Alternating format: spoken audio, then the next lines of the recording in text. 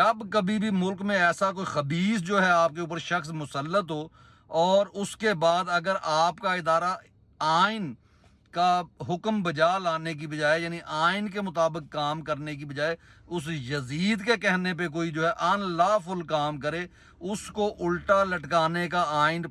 پاس کروانا ہوگا۔ اور جب تک یہ آئین پاس نہیں ہوتا، اب آپ کے اوپر فرض نہیں ہے کہ آپ آئین کی جو ہے آئین کے مطابق جو ہے وہ زندگی گزاریں۔ جب ملک میں آئین معطل ہو چکا ہے، آئین جو ہے وہ ایک فرد واحد کی رکھیل بن چکا ہے، تو اس لیے کسی جج، کسی پولیس والے، کسی بے غیرت شخص کی جو غیر قانونی آپ پر حکم چلاتا ہے، اس کا حکم ماننے کی کوئی ضرورت نہیں۔ اگر یہ سرکاری گنڈے لے کر آتے ہیں، آپ جو ہے پرائیویٹ جو پیسے والے لوگ ہیں، وہ ان کو تو چاہیے کہ اپنے باڈی گارڈ رکھیں، اور اگر یہ وارنٹ کے بغیر آئے تو مار مار کے چھترول ان کا دماغ صحیح کر دیا جائے۔